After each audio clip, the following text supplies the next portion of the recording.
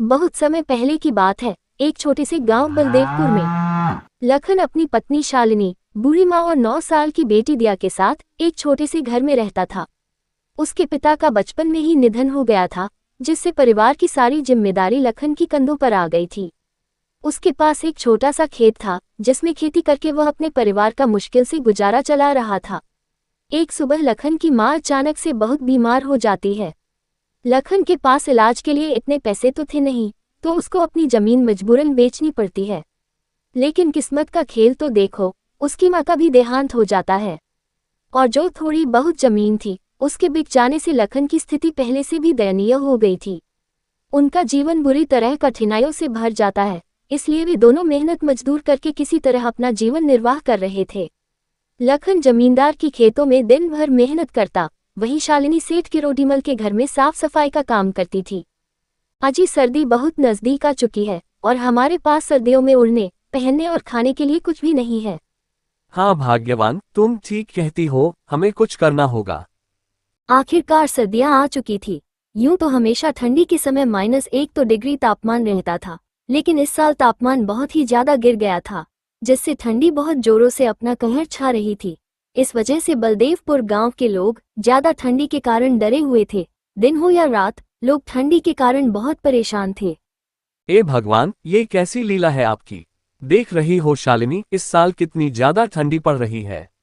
इतनी कड़ी ठंडी में काम करना भी बहुत मुश्किल हो गया है। घर से बाहर निकलते ही पैर ठंडी के मारे सूने पड़ने लगते हैं। इतनी ज्यादा ठंडी में तो घर से बाहर निकलने का मन भी नहीं कर रहा। ना जाने इस साल की ठंडी कैसे कटेगी। ठीक है शालिनी, अब मैं चलता हूँ, नहीं तो सेठ गुस्सा करेगा। ठीक है जी, बेटी तुम बाहर मत निकलना, बहुत ठंड है और मैंने खाना बना कर रखा है, तुम खा लेना। ठीक है माँ, तुम भी अपना ख्याल रखना और घर जल्दी आ जाना।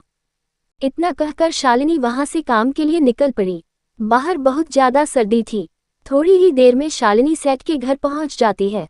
सेठ का स्वभाव बेहद कठोर था। वह आग के पास खड़ा अपने नौकरों पर चिल्ला रहा था। तभी उसकी नजर शालिनी पर पड़ी और वो उस पर चिल्लाते हुए बोलता है, अरे शालिनी, तुम काम पर इतनी देरी से क्यों आ रही हो? मेरे आदमियों को ही देख लो, सुबह 4 बजे काम पर आ जाते हैं। लगता है तुम काम की कीमत नहीं समझती हो। माफ कीजिए सेठ जी, आज ठंड इतनी ज्यादा थी कि जल्दी उठ नहीं पाई। लेकिन आप फिक्र मत करो, मैं जल्दी जल्दी सब काम निपटा दूंगी। अच्छा, बहाना बनाने तो तुम्हें बहुत आता है। जाओ चुपचाप काम पर लग जाओ। अगर आज काम में कोई भी गड़बड़ी हुई तो मैं तुम्हारा हिसाब कर दूंगा। तुम्हारी जगह काम करने वाले बहुत बैठे हैं। सेठ की ये बातें सुनकर शालिनी को बहुत दुख होता है, लेकिन वह कर भी क्या सकती थी, ये उसकी मजबूरी थी। वह चुपचाप काम करने जा ही रही थी कि तभी सेठानी उसके पास आती है और कहती है, अरे आप क्यों डांट रहे हो इस बेचारी को? दिखता नहीं बाहर कितनी ठंड है, फिर भी ये काम पर आई है। ये भी तो इंसान है, इस पर आपको जरा सी भी दया नहीं आई। अरे भाग्यवान, इन लोगों को ज्यादा सर पर चढ़ाना ठीक नहीं है, नहीं तो ये कोई भी काम ठीक से नहीं करेंगे। शालिनी ने कुछ नहीं बोला और अपनी बच्ची के बारे में सोचते हुए चुपचाप काम पर लग गई। उधर लखन ठंड से कांपते हुए रामधन जमींदार के खेत पर मजदूरी कर रहा था।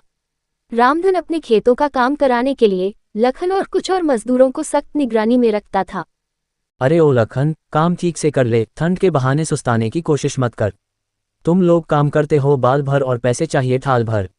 अगर आज मेरा काम पूरा नहीं हुआ तो मैं तुम लोगों को 1 रुपया भी नहीं देने वाला।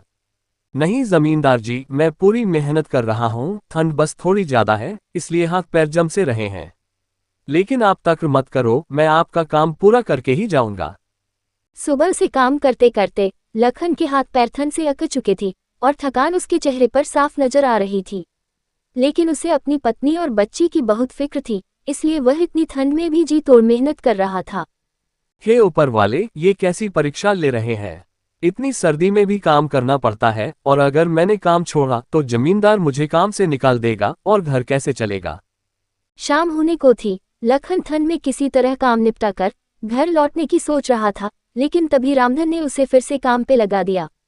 ओए लखन सुन, आज ये काम पूरा करके ही जाना, अगर थोड़ा सा भी काम छूटा तो समझ तेरी नौकरी तो गई। जी जमींदार, जैसा आप कहे। लखन चुपचाप फिर से काम पर लग जाता है, वह बेचारा कर भी क्या सकता था, मजबूरी उससे ये सब करवा रही थी। गांव का बुजुर्ग सुरजाराम जो अक्सर गांव वालों को इकट्ठा कर कोई ना कोई उपाय बता था, इस बार भी चौपाल पर पहुंचा। उसने 4-5 लोगों को इकट्ठा करके कहा, सुनो, इस बार ठंड बहुत भयानक है। अगर हम सब मिलकर कोई उपाय नहीं करेंगे तो कई लोग इसकी चपेट में आ जाएंगे। हमें जंगल से और लकड़ियां लानी होगी और हर घर में अलाव जलाने की व्यवस्था करनी होगी। लेकिन दादा, इतनी ठंड में जंगल तक जाने की हिम्मत कौन करेगा? ठंड इतनी ज्यादा है कि हाथ पैर सुन पड़ रहे हैं और जंगल में सूखी लकड़ियां ढूंढने में भी बहुत समय लग जाएगा। अरे बेटा, डरने से कुछ नहीं होगा। हमें एक दूसरे की मदद करनी होगी। अगर हमने ठंड के आगे हार मान ली तो गांव के कई घरों के चूल्हे हमेशा के लिए ठंडे पड़ जाएंगे। इधर लखन जमींदार के पास आता है और कहता है, लीजिए मालिक, मैंने सारा काम निपटा दिया है। वो मुझे कुछ पैसे चाहिए थे, वो मेरी बेटी के लिए सर्दी के कपड़े लेने थे। अरे अभी तो पूरा महीना भी नहीं हुआ और तुमको पैसे चाहिए, कुछ दिन इंतजार करो। लखन को काम से आते आते रात हो जाती है। अजी आ गए आप, इतनी देरी क्यों कर दिया नी में?